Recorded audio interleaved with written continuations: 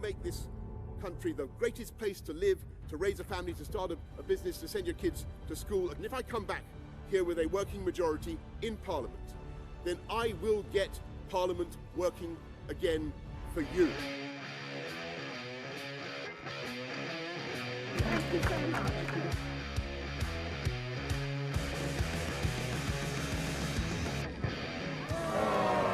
Hello, Mrs. Hunt. This is Boris Johnson here.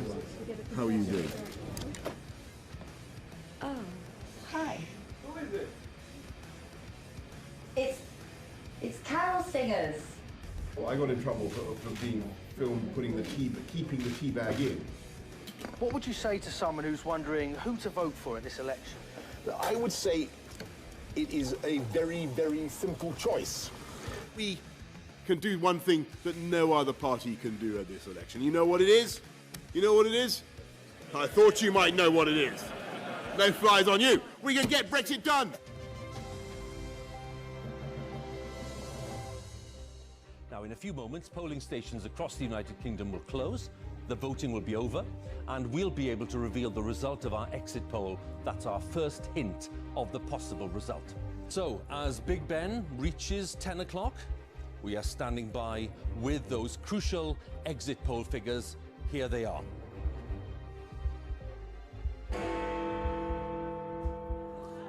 Our exit poll is suggesting that there will be a Conservative majority. News, if you're just joining us here on election 2019 at 5:08 in the morning, is that the Conservatives are now past the finishing post. They have won a majority in this campaign, and that is the formal result for us.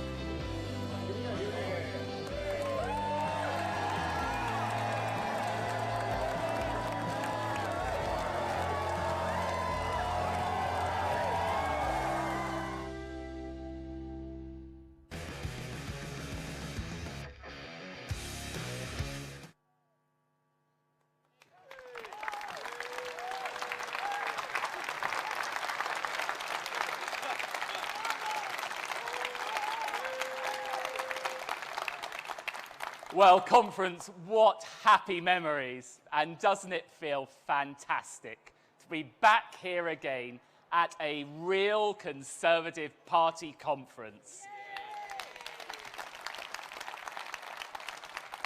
And I'll tell you, we all know the wonders of modern technology that helped us stay connected during the darkest days of the COVID pandemic.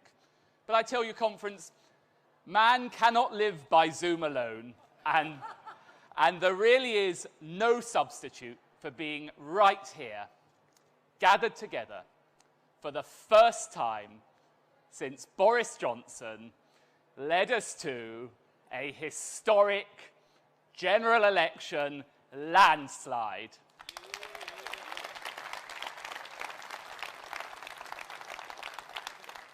And thanks, conference, to all of you.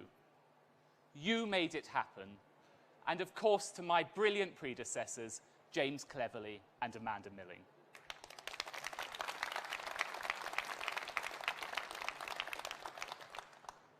But for me, conference, this is really a very special moment. I grew up in the Conservative Party. I was a member of staff of the Conservative Party. And today I am truly honoured to be the new chairman of the Conservative Party.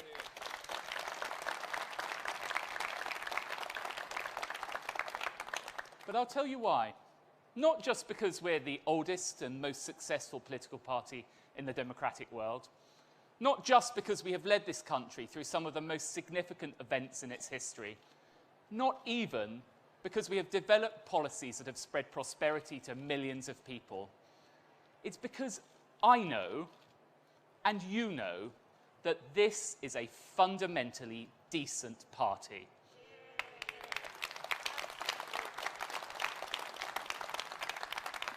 Now, you may not hear it from our opponents, but I see it every single day. Our councillors who tirelessly serve their communities, the many thousands of members and volunteers for whom support for our party is just one part of their contribution to civic life. From fundraising for hospices, to running dementia cafes, to serving as school governors and joining the army of COVID volunteers in our hour of need. You are the backbone of our nation.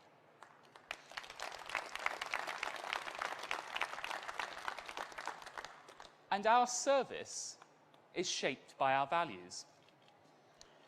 We believe that everyone deserves the best possible start in life. And that means a decent education, like the one I was fortunate enough to receive from my local state school. That means decent healthcare, free at the point of delivery, from which my family and I have benefited time and time again, thanks to our fantastic NHS. And that means decent opportunities to live and work in safe and pleasant communities. The Conservative Party that I believe in is moderate, pragmatic, and open. We hold true to our values, but we're never dogmatic about how we apply them. And to be an effective party of government, we have to translate these policies and these values into government and to deliver on them. Put simply, we have to get on with the job. And we're doing that with education, where bold reforms initiated by Michael Gove have transformed our schools. And where Nadeem Zahawi, our vaccine programme hero, will deliver the outstanding schools that our children deserve. And we're doing it with health, where we've chosen to massively invest in better hospitals, more doctors, and more nurses.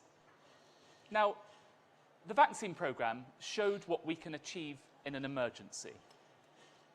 But responsible government also demands that we tackle and resolve long-term, ingrained problems.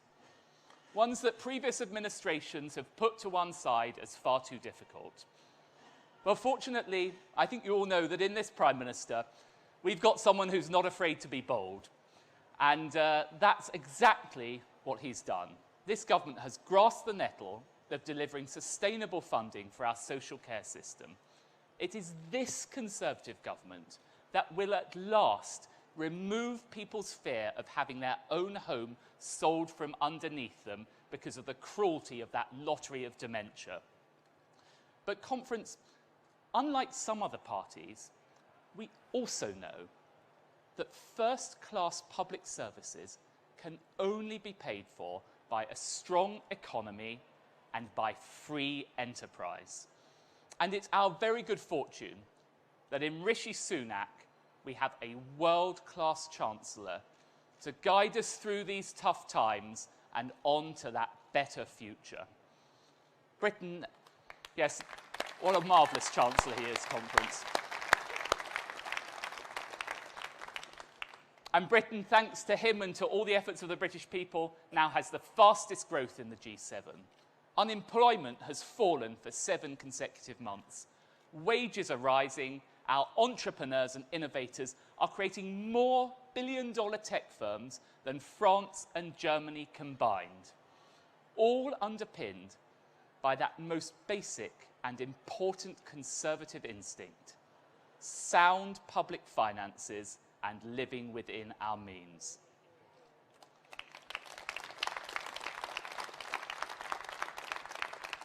This conference is a Conservative government delivering on the people's priorities. But of course, no government is perfect. And I would like to think that at least we have the wisdom to listen to people and the humility to learn how we can do better. That's why we are going to look again at our planning reforms. Of course, our opponents, particularly the Liberal Democrats, have shamelessly stoked fears that changing the planning system will lead to ugly and disproportionate development. I certainly don't believe that. And I can tell you that if we were to rip up controls in Hertsmere, where I represent, my constituents would have a thing or two to say about it.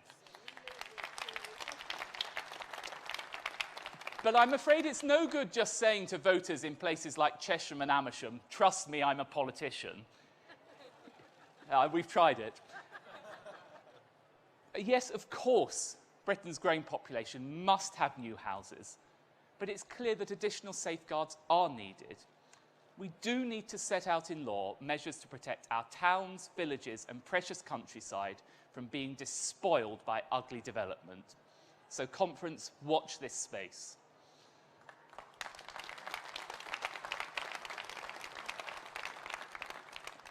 But, conference, questions about our values run much deeper than that. Do we believe at heart ours is a decent country? A country of rule of law, democracy, and freedom, where people who work hard, do the right thing, can get on in life and provide for themselves, their family, and their community, where genuine problems and injustices are tackled with energy and good faith. Now, my answer, and I'm sure I know your answer, is a resounding yes.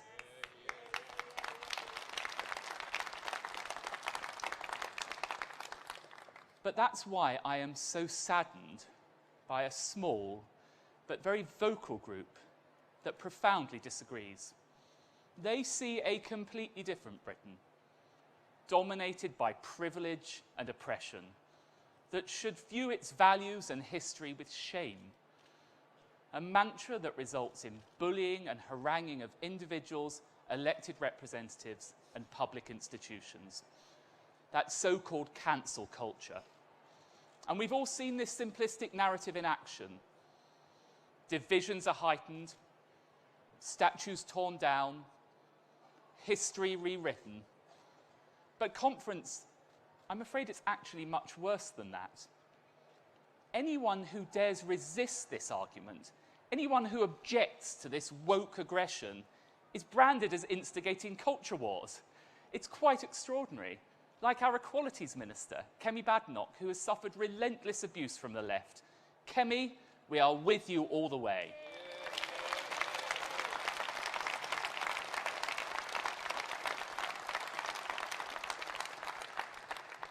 Because I saw firsthand in my previous role the damage those campaigns can do to our precious institutions.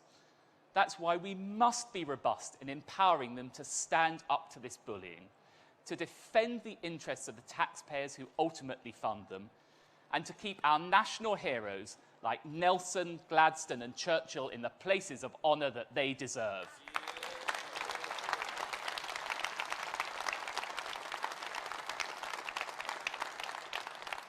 Now, you might imagine that a responsible opposition party would be only too keen to demonstrate to the British people that it is on their side against this argument. But I'm afraid that actually the opposite is true. Today's Labour Party has got woke running through it like a stick of Brighton rock.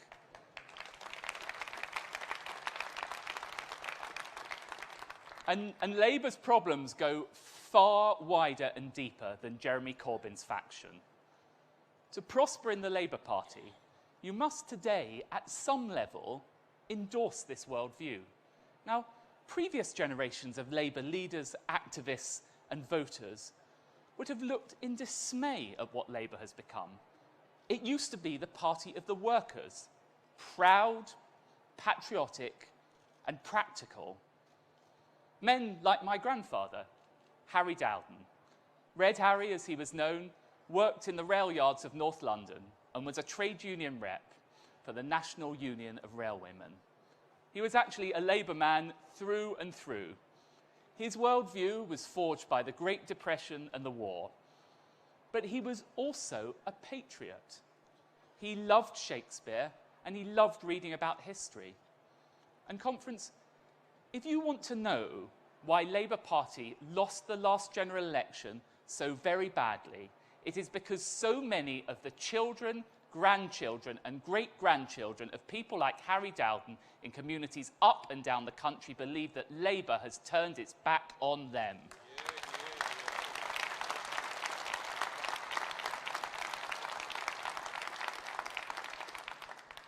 But the difference between our parties is also to be found in our tolerance.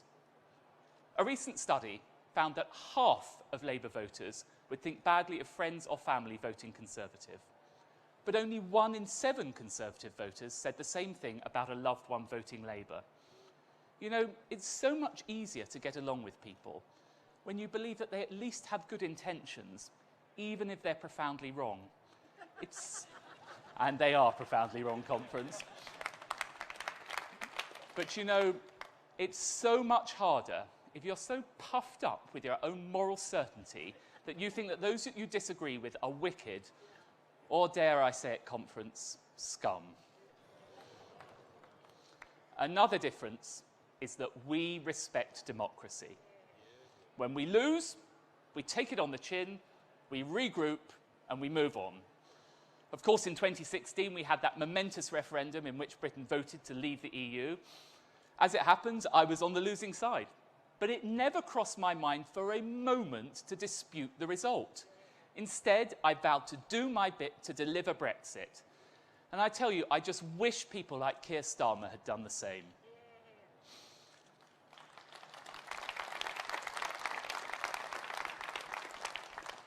And I also want to tell you this, Conference. At this place, you will hear different viewpoints debated in a civilised way. Now, you contrast that with last week in Brighton, when the Labour MP, Rosie Duffield, feared to attend her own party conference because she dared to dissent. And another Labour figure, I suspect, who didn't make it to Brighton is Councillor Theresa Norton. Instead, she was arrested 4 times as a leading figure in the blocking of motorways by climate change protesters. Now, of course, millions of ordinary Britons, like all of us, we care deeply about climate change. But when people are working hard to rebuild their livelihoods after COVID, the last thing they need is arrogant Labour activists blocking their access to their homes, workplaces and hospitals.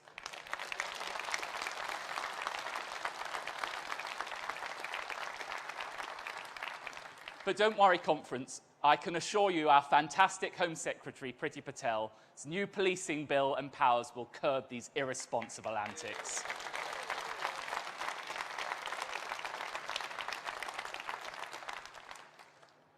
But let me end with this pledge. To all of you, my fellow Conservatives. The Prime Minister gave me this job so that I could be your voice. Around the cabinet table, in the media, at the campaigning coalface, I'm here to represent all of you. I'm also here to get our party machine ready for the next general election, whenever it comes. We're already doing so, and thanks to my fantastic predecessor, Andy Millen, we started this process. We're hiring great new staff to build the new team to win. We're recruiting 50 campaign managers right now. We're beefing up the by-election capability, mapping the battlegrounds, harnessing the most advanced digital and data techniques from all over the world. But I know, and you know, that we can only win, we can only deliver this with your hard work and your support. And we will give you the very best tools for victory.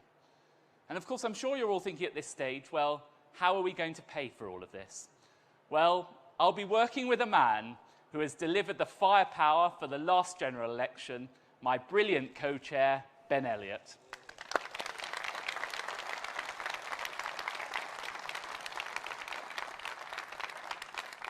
And Conference, we'll do this, not just for our party, but for our country. That is the Britain that I knew and I grew up in. It's the same Britain that is admired around the world. A country where if you work hard, you can get on and provide for your family and your community. Our values are the values of this nation.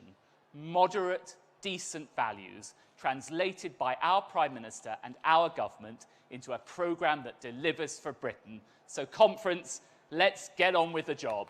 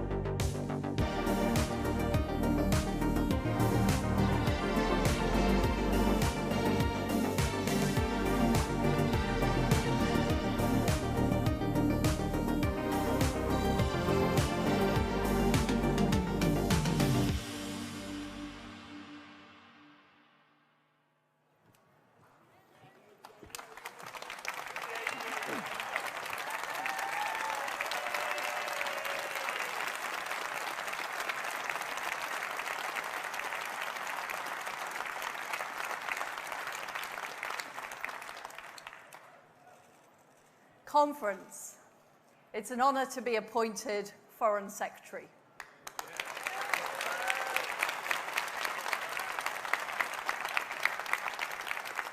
We have much to be proud of. Under the leadership of our Prime Minister, we're delivering for the United Kingdom and we're delivering for the world.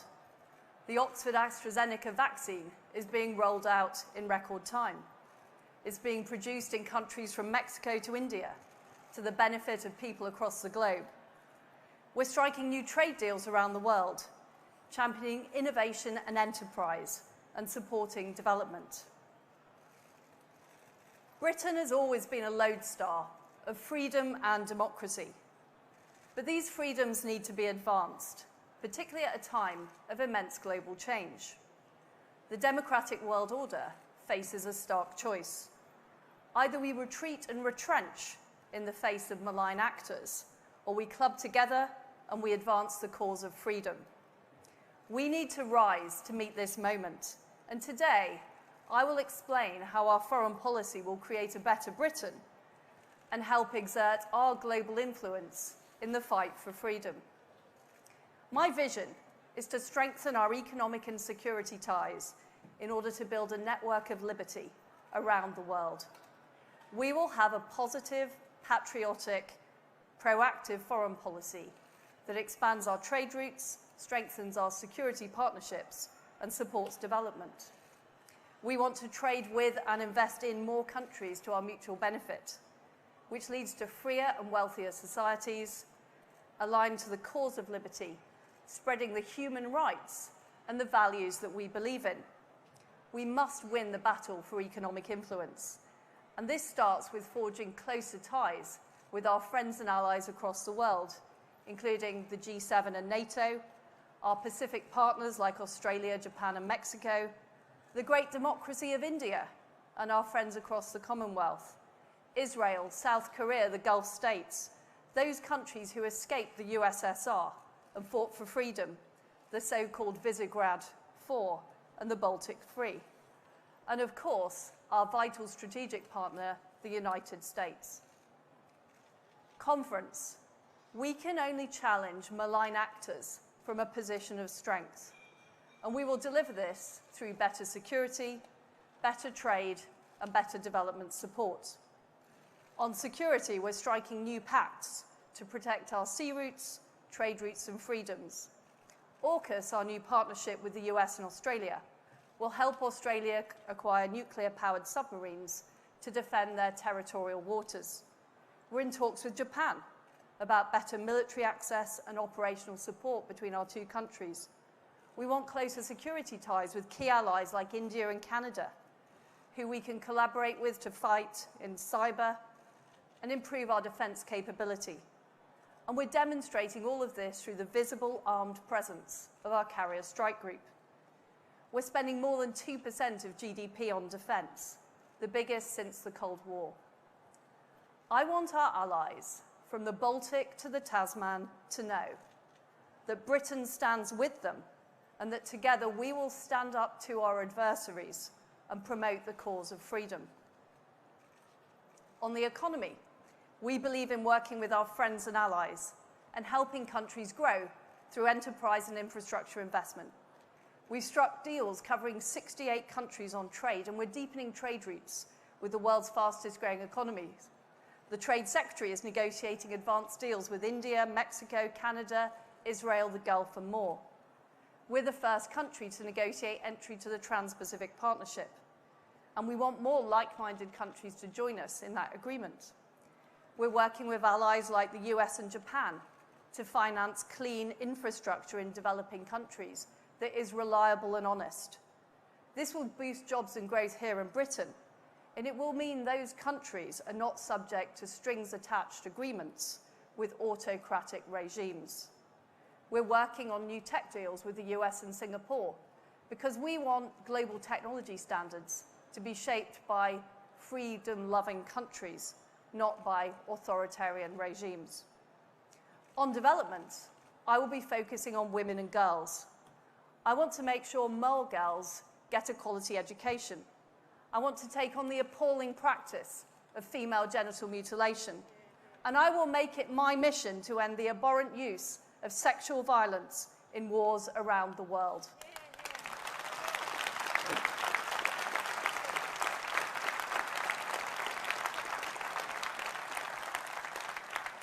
We will build coalitions of the willing to advance these causes, and we'll be tough on those who don't share our values and don't play by the rules.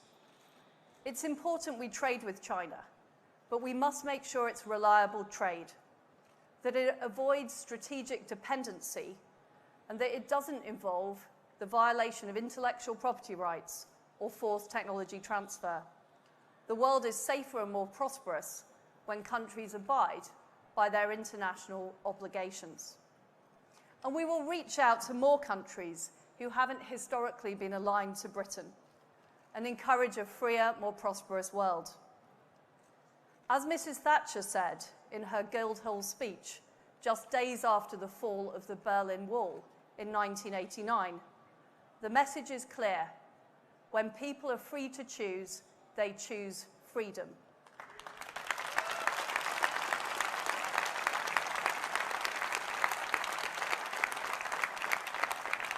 And we need to give countries across the world that choice. The freer a country is, the wealthier it is. The more secure it is, the greener it is. It's less likely to harbour terrorists and radical fundamentalists. It's less likely to have huge migration outflows. And it's less likely to go to war. Freedom enables businesses to flourish. It enables people to flourish. It enables girls and women to flourish. It's the best way to influence the world and to tackle the great issues of our age. It's also the way that we will build a more competitive, more confident Britain.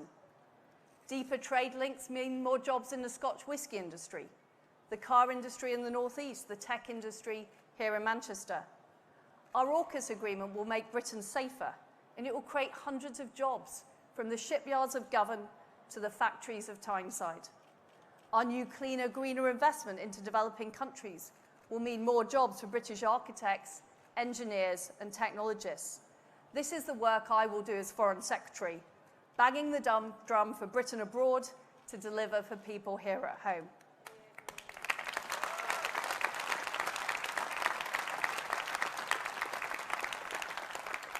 Britain has always been at its best when we've been an outward-looking, confident, optimistic nation, confident in our ability to compete and lead.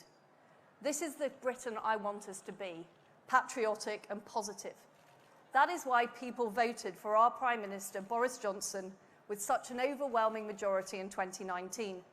And it is a fundamental point about Britain that the Labour Party has never understood. People want to feel proud of their country and their local area. They want to see Britain doing well on the international stage. They're fed up with the talk of decline and the sneering about our place in the world.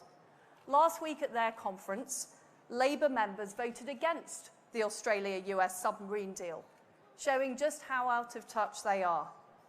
I know that other countries have huge trust in Britain and they want to work with us.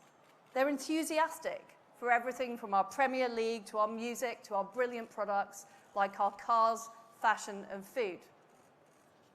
We're a great country, a successful, modern, liberal, free enterprise country that time and time again has stood up to despots and tyrants. We've led on the emancipation of minorities. We're one of the best countries in the world to be black, a woman or LGBT, and we can be proud of our record. And yet, despite this, there are those on the left who believe in the moral equivalence between Britain and our adversaries. Jeremy Corbyn may no longer be leader of the Labour Party, but the same spirit lives on. And this moral relativism translates into attitudes here at home and has given rise to a creeping illiberalism that threatens our fundamental freedoms. Freedom starts at home, and we need to win the fight for freedom here in Britain. And that means as Conservatives that we will stand up for free speech. We'll stand up for a free press. And we'll give everyone across Britain the opportunity to succeed regardless of their background. We reject the zero-sum game of identity politics. We reject the illiberalism of cancel culture, and we reject the soft bigotry of low expectations that has held so many in our country back.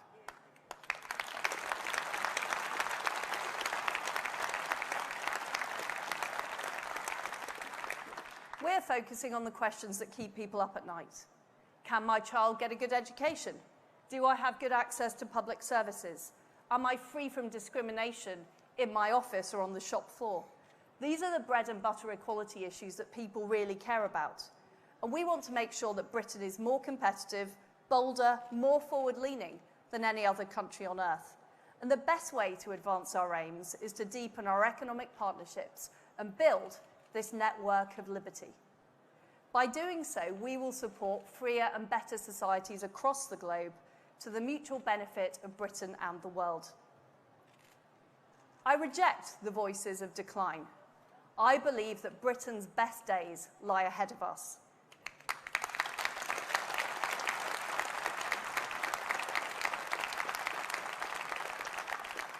And we will put the UK at the heart of a network of economic, diplomatic and security partnerships. We will help other countries grow through enterprise and trade, and we will make our country more competitive, safer and freer.